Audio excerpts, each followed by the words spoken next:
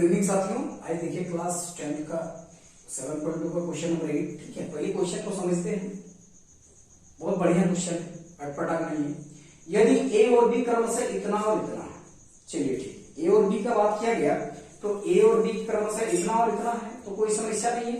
तो ए और बी अगर बोला गया कि इतना और इतना है तो बिंदु पी के निर्देशांक ज्ञात कीजिए। मतलब पी है कहां पर, उसी को भी समझते हैं, ताकि AP बराबर 3/7 AB ठीक है हो और P रेखाखंड AB पर स्थित है। अब समझ में आ गया कि P जो है वो रेखाखंड AB पर स्थित है। पहले एक रेखा बनाते हैं। चलिए रेखाखंड, ये मेरा एक रेखा हो गया, ये हो गया, यहां पर होता है A दे देते हैं, यहां पर B दे देते हैं।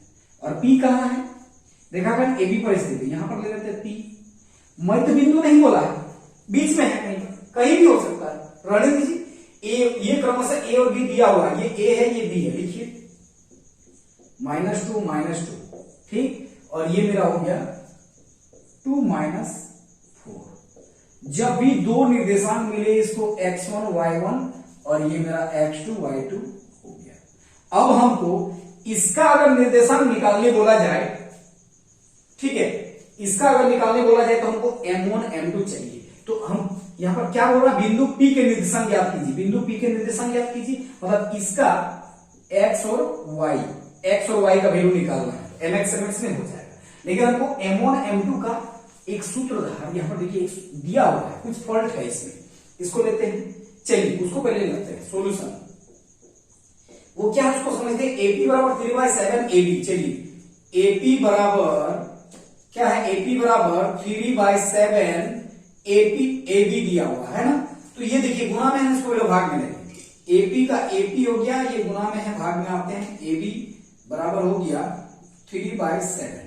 ओके, अब AP का वैल्यू कितना आ गया, AP का वैल्यू मान लेते हैं मेरे पास 3 है और पूरा AB कितना हो गया, पूरा AB यहां से यहां कितना हो गया। देखिए AP A और P का वैल्यू कितना बोला, A और P का 3 है, लेकिन AB पूरा कितना बोल रहा है 7, पूरा A से B तक 7 है, तो बढ़िया ना बात है। अब हम लोग क्या निकालना है, BP या PB निकालते हैं। तो PB बराबर हो जाएगा क्या, PB ये निकाल रहे हैं तो PB बराबर क्या होगा, पूरा बड़ा में से इसको घटा देते हैं, है ना। पूरा बड़ा का क्या नाम है AB माइनस इसको घटाते हैं AP, है ना, AP। तो क्योंकि देखिए M1 और M2 चाहिए, तो M1 मतलब यही हिस्सा है ना, M1 M2, तो M1 तो मेरे पास है, M2 निकालना।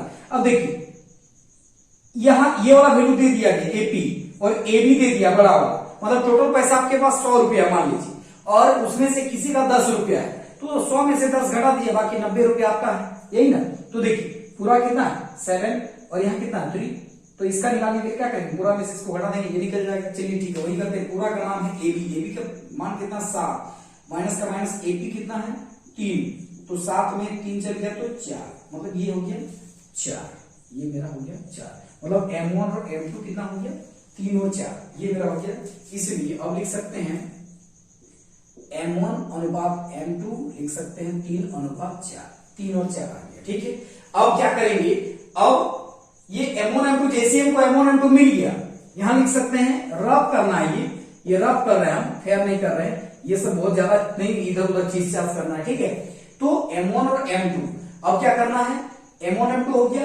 अब क्या करेंगे, अब देखिए यहां पर P का जो है मान ज्ञात करना है, P के निर्देशांक, कोई दिक्कत नहीं, x बराबर लेते हैं mx प्लस mx और हो गया M1 प्लस M2 1 2 2 1। ओके, अब देखिए x और y का ही तो मान निकालना है, तो बाकी तो मेरे पास सब है, बैठा दीजिए।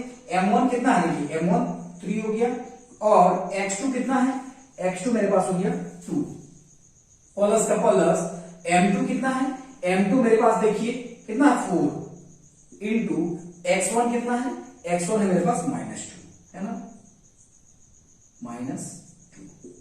ओके हो गया। अब क्या करेंगे, नीचे M1 प्लस M2 3 और 4 हो गया, फिर 3 गुना 6 प्लस माइनस माइनस 4 गुना 8। ओके, 3 4 7, तो कितना हो गया -2 होगा, -2/7, ये हो गया मेरा x।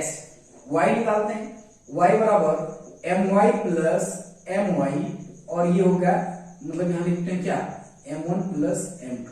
ओके, 1 2 2 1 है ना, कोई समस्या नहीं, आराम से चलते हैं। M1 मेरा कितना है देखिए 3, अगर नहीं समझ में आ रहा तो ऐसे लिख लीजिए ऊपर में, ठीक है 3 है, और Y2 कितना है -4 है ना, प्लस का प्लस M2 कितना है 4 और Y1 कितना है देखिए -2 है ना, और नीचे बोल रहा M1 और M2, तो ये मेरा M1 है ये M2 है, देखिए लिखिए इसे तीनों 4 थोड़ा इसको नीचे कर देते हैं।